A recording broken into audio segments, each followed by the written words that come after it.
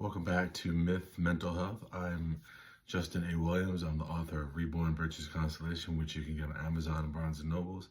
And today what we're going to talk about is a little theory I have on four to five Greek gods, how they relate to each other, and how they are symbols of not only ancient man's opinions and thoughts on manhood, but also how it can apply to today and manhood, and how we look at the different variations of, you could say, the ideal, or at least the Renaissance man, right? So in Greek mythology, we have the sons of Zeus, and Zeus is the king of all the gods. So Zeus in Greek thought, ancient Greek religion, was the symbol of justice, the symbol of order, the symbol of divine masculine, right? A person who, many stories, just takes what he wants, but in some stories is fair and balanced, and he is responsible for why there is good and bad in human beings. He pours just enough good and enough bad in a human being, or you could say enough good and enough light and enough darkness, however you want to look at it, to make the human balanced, right? That they have, as Jordan Peterson might say, they have as equal amount of savage in them as they have restraint and civility in them. So when you look at his children, Apollon, god of music, prophecy, eventually the sun, Hephaestus, god of metallurgy, fire, volcanoes, Ares, god of, well, war, brutality, courage, as well as Hesiod would say, defender of civilization, defender of cities. And then you also have Dionysus, revelry, parties, wine. And then you have Hermes, god of travels, but he's also a psychopomp. He leads the dead to the underworld, so he's a travailer, god of thieves. So how do those gods represent forms of manhood, particularly the aspects of any man who's trying to be someone who is a complete factor in life, a person who, like Apollo, is good at music, has forethought, right? Can look in the vision of what he's trying to do. If they're a businessman, or if they're a construction worker, if they're a teacher, or if they are an artist, you have to have vision in life. And Apollo represents that. Apollo represents the ability for a man to overcome obstacles and see what is out there for him and complete that plan. That's what prophecy and vision really is. But it's also mysteriousness, right? Crypticness. Apollo's prophecies, when he would give them to his prophetesses, or the Sibyls of Cumae, or the oracles at Delphi, were cryptic and mysterious, and you had to decipher their meanings. As you may know, in the dating world, it's not easy, and many women, or whatever your proclivities are, whatever you're interested in, your significant other wants there to be some kind of mystery about you. Other people want there to be mystery about you, whether they're friends or they're co-workers, because that's what gravitates people towards you. When you are a person who is just kind of easy to read, easy to analyze, people think that they can predict you, and then you become boring, right? And in the dating world, particularly if you are interested in women, you may become someone who is so predictable that they lose interest, right? So Apollon represents the capacity to play people like he plays the lyre, like he plays music, to look at the different notes that different people offer, that different people are. Everybody is a different note, everybody is a different song, and to manipulate that to make beautiful music. And that's what you want to do in your life, right? You want to manipulate all aspects, whether it's reading books, or working out, or doing martial arts, or just simply doing your job. You want to play those different songs in your life in a way that manipulates it very easily, but very fantastically as well.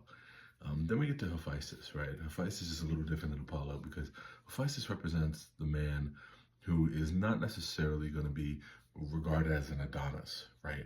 Worship for his good looks. You could look at someone like Brad Pitt, or Denzel Washington, or Timothy Chalamet.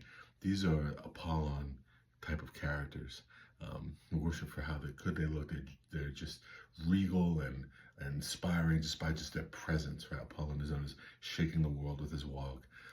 But Hephaestus shakes the world with his effort, his sheer grit, his ability to manipulate iron, something very hard, something very coarse, something that doesn't want to be manipulated, right? And he's able to shape it into incredible feats, armor, automatons, which are kind of like ancient robots. And Hephaestus also represents the capacity to have controlled rage, right? A volcano might not seem like it's controlled because it explodes and destroys, but volcanoes take time.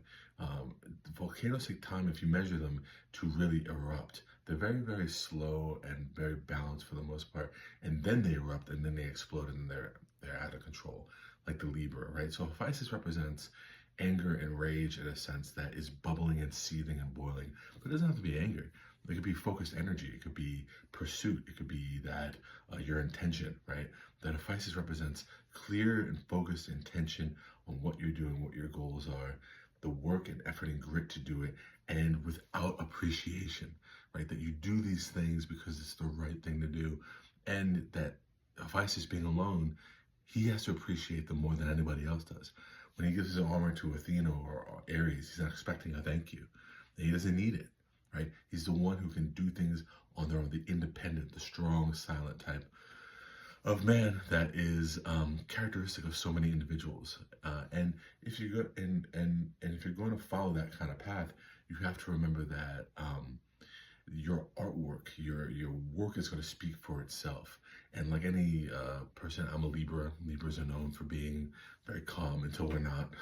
Hephaestus is calm until he's not, right? And that may be the way you want to be. There's going to be times where it's not going to be beneficial to you to just show calmness. Sometimes you do have to show a little anger, right? If you have a child and they do something wrong and you're just completely kind of mute and monotone all the time with them, that may be really effective for some people, but some people do need to hear you demonstrate how much you care. And you demonstrate how much you care by showing energy, right, in what you do. So while anger is never really the answer, I would say that determination and concern is the answer, and no one's more like that than Hephaestus. So now we get to Ares, I'm sorry. So Ares, right? Ares is the symbol of the Casanova, right? He has so many different deities that are interested in him, from Eos to Aphrodite to various nymphs to even Demeter. He is the consummate, not only Casanova or ladies' man, but he is representing of passion, of drive. He attracts people because with one look, he can state exactly what his intentions are. And it's a dangerous intention. It's an alluring intention.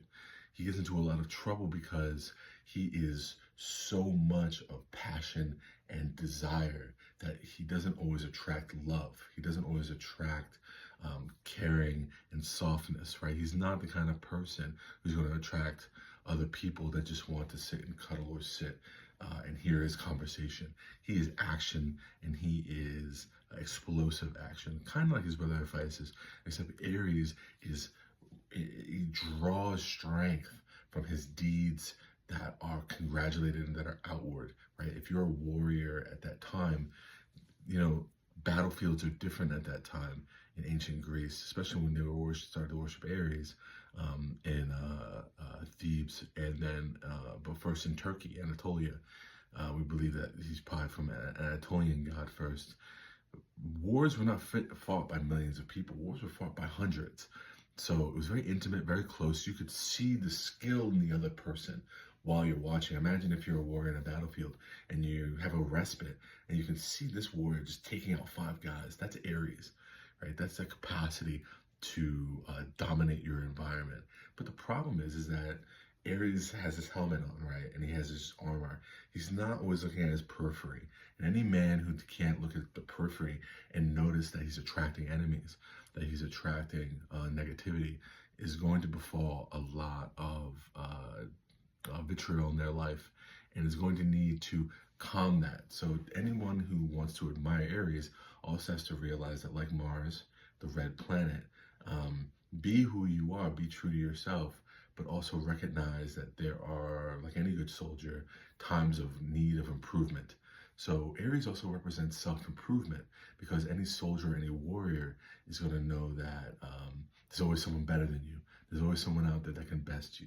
And you have to, like, Ares would be a true stoic, someone who recognizes facts, recognizes that the things that are outside of your control And you gotta not only perfect yourself in the way of doing the best you can, but you gotta always be embracing the moment, right? If you look at who Ares would inspire, maybe I know the Spartans primarily worshipped Aphrodite and Apollon, but they also looked at Ares too, in the way where in the movie 300, there's a quote that I think comes directly from Thucydides, where one of the warriors is saying, I can't wait to get to the battlefield, and perhaps this is my moment where I will have my last moment.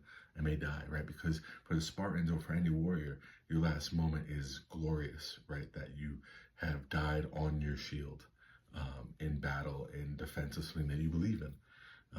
So that can be inspiring to any man. Then we get to Dionysus, and Dionysus is the partier, right? So that's the aspect of a man when he is out and about being social. You should be gracious, you should be calm, you should be slow, you should be anything like Dionysus. You should be attracting attention, but you should also be controlling the attention that you attract. He's different than Aries in the sense that his passion goes to making sure everyone's having a great time. And that only uplifts him and his reputation. If you think about what that person that you might have known in college or in high school that was just the life of the party, that's Dionysus. But there can be things dangerous about that too. How shallow are your relationships? Are people there because they really care or because you give them a good time? So Dionysus, even though he's surrounded by a cavalcade of like Radagast and nymphs and satyrs, do they really care about him? Do they love him? In the moments when he's sad and crying, or in the moments when he needs help, will they aid him in a way where they're sacrificing something from themselves, sacrificing a good time to help you, right? Does Dionysus have the friend that will pick them up from the airport at 2 a.m., right? Do any of the men that I mentioned have those relationships? Well, we'll get to someone who I think who probably does cultivate those relationships, and that's Hermes. Hermes is the one that is a god of intimacy, right? To be a god of thieves means you need to be a god that teaches people how to be clever, how to be a mentalist, how to study other people. You can't do that without being intimate in your relationships and garnering trust, because any true trickster has people trusting them, right? They're people that you just can't help but trust, use. They manipulate situations so that they are always necessary. This can also dive into some negatives too, because if you break people's trust enough, if you steal too often, you lose a hand, right, in the ancient world. Eye for an eye and all that stuff. But Hermes is a little deeper than just being the god of thieves. He's also the god, like I said, of travels, right, journeys, right? So he's the shepherd kind of god, even though Apollon is known as the shepherd god. Hermes is the god of people that are itinerants, people who are colonizing areas in a good way. I mean, right? There's no one there, and like in ancient Greek sense, they like how the Greeks colonized southern Italy. Hermes is also seen as this guy that always improves other people, even though he tricks Helios into stealing his cows, or in some versions Apollon, he eventually makes Apollon his very favorite instrument, his lyre, out of it, right? So Hermes is a giver and a taker. And I think in life as a man, you have to be willing to know when to be both, when to give, but also regard yourself, and maybe even take, right? You have to take what you want sometimes in life. If you want, it's the final moments of the game, and you're the freshman on the team, but you know you can hit that shot. Do you take the ball and hit the shot, right? If you are in football, do you take advantage of the moment? Do you take when you need to? Any man is going to need to do that to not just display masculinity, but to win, to compete against other men, right? You got to think that Hermes, there's a great story where Hermes is in a boxing contest and Hermes defeats everyone. And you're wondering, how can he defeat Apollo, the powerful one? Or how can he defeat Ares, the rage one, the violent one, the brutality? He does so because the Greeks valued intellect and cleverness and the ability to not only take what you want, but to do it in a way that is subtle and maybe unexpected, right? Nobody believes Hermes will win, and then he does, right? So that shows you it's just like characters like Steph Curry, if you like basketball. I know he was the 7th pick in the draft, but he should have been the 1st pick in the draft. He was that good in college. And they didn't like him because they said he was a string bean, he's small. They underestimated him. So Hermes represents the man, or the aspect of a man that is underestimated. And that can be a good thing if you use it correctly. So these are my theories on these five brothers. And I think really what you're looking at in ancient, very ancient Greek thought is that they symbolize the same individual. When you look at how they're depicted in art, their facial structures are not very much different. The facial structure of Hermes is not much different than the facial structure of a statue of Apollo or even Dionysus. Dionysus has some beardless depictions. Hephaestus at the same time. So I think they are really seen as not only just separate characters, but separate modes that a man must enact in his life to be successful, to be desirable, to be a winner, like I said, and to be someone who is a Renaissance man. You have versatility in life, and versatility, I think, is the key to happiness, and versatility is a key to the laws of attraction that they talk about, right? Attracting, manifesting what you want in life. So those are my theories for today, and I hope that helped you with in some way in your mental health.